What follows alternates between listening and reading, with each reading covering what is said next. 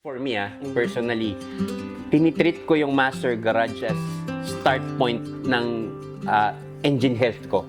Ng sasakyan ko. Kumbaga, wala na akong pakialam doon sa kung ano yung history niyan. Basta dito na simulan, ito yung sinabi sa akin dito na ganyan. Moving on, dun na yung starting point ko. Yeah.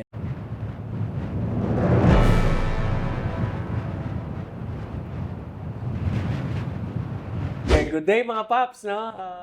Nandito tayo muli. Meron tayong, siyempre, MGQC podcast po natin.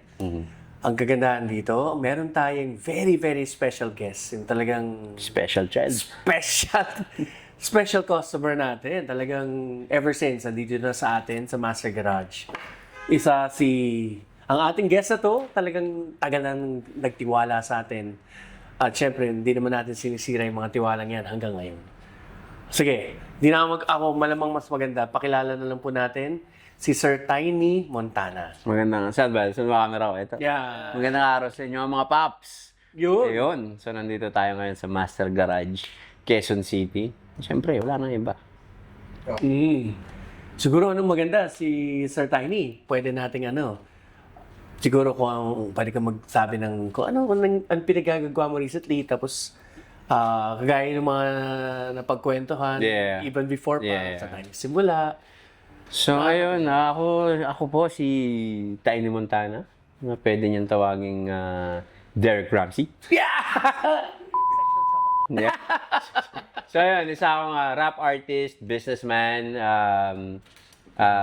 social media personality, as they say, as they call it. Nagpo-podcasting kami, so medyo podcaster din ako. Yeah. Vlogger din. At non-showbiz boyfriend. So, yeah. Nice! Yun na yun. Yun na yun. At paano mo sasabihin to?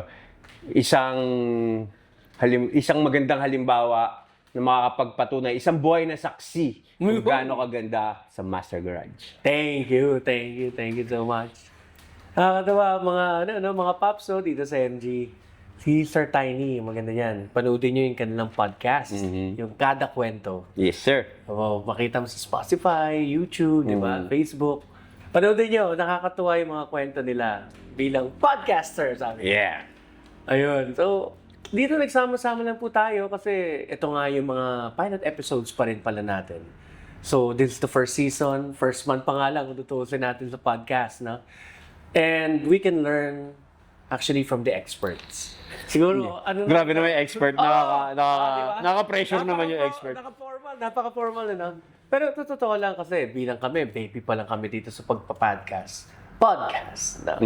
Makakatulong po. Hingi po tayo ng helpful tips kay Sir Tiny na paano, parang good ways. Sabi nga, nabanggit nga kanina yung mga community. So, anyway, alin doon, hingi tayo ng helpful tips. Tapos, konting kwentuhan lang about yung buhay-buhay natin. Tapos, syempre, paano nakilala ni Sir Tiny ang Master Garage. Yes. Doon tayo mag-start. Di ba? Yun. Marami tayong katanungan eh. May mga callers po tayo, no? Ito yung mga Kaya pala may nagre-ring na phone kanina. Yan pala yun. May live nga kanina tayo, di ba? Okay. Sir Tiny, ito maganda. Saan mo nalaman ng Master Garage at paano tayo nagkakilala? Magandang kwento to. Sige, yun. Saan mo nalaman ng Master Garage? Nalaman ko ang Master Garage. Isang beses nagpunta ako sa groundbreaking ni Boss Toyo ng Pinoy Pawn Stars Museum. Tapos may nakita ako doon na isang lalaki. Maaligid-aligid. Maaligid-aligid. May nakatutok na camera. Lasing. May dalang mic. Itago na lang natin siya sa pangalang Sherwa. So ayun, nagkonting usapan, ganyan. Tapos in-invite niyo ako dito sa Master Garage to check out and all. So ayun na. And the rest, history. The rest is history. Talagang matindi talaga yung paglapit natin kay Sir Tiny, no? Salamat sa alak. Na nagpalasing kay Sherwa noong mga araw na. Pampalakas sa loob, no? Ganun Kaya talaga. pumunta kayo doon, lasing ka na eh. Oo. Kasi nga, kakasabit lang talaga ng tao ko ng tao. Sabi niya, Sir, pupuntahan natin mga influencers. Kasi syempre, pag event ni Boss Toyo, Matik yun. oo, matik, nandiyan lahat eh.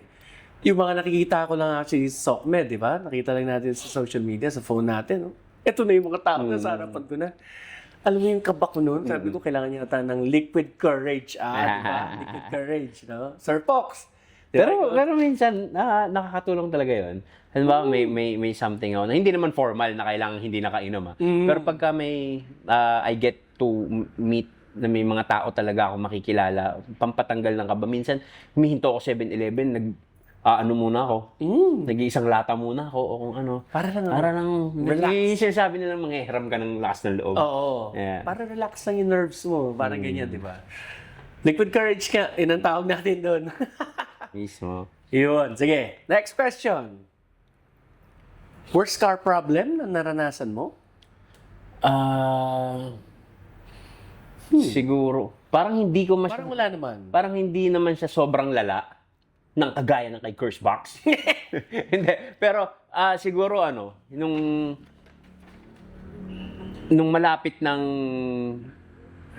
sumabog yung radiator ko. Pero at least, hindi ka tiniri. Hindi ako inabutan. Naagapan natin. Yun ang Pero worst siguro, nag-overheat siya.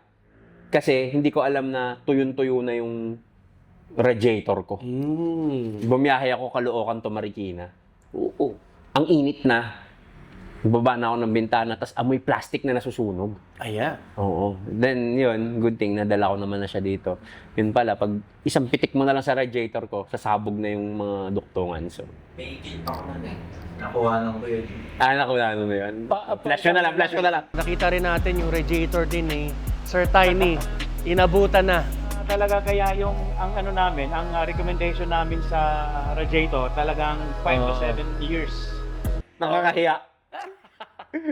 Pero di ba, yun nga yung maganda kasi kagaya Yeah. sa mo, hindi ka masyadong particular with engines, ganun, di ba? Yun ang gusto naman namin, makatulong. Sabi ko nga, i-blueprint natin yung sasakyan mo dito.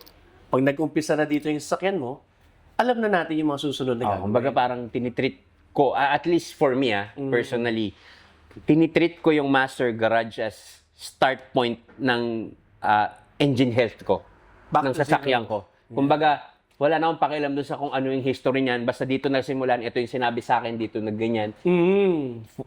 Moving on, dun na yung starting point ko. Yes. Parang ganun. Kuya! Yun! Come on down! You're the next contestant on...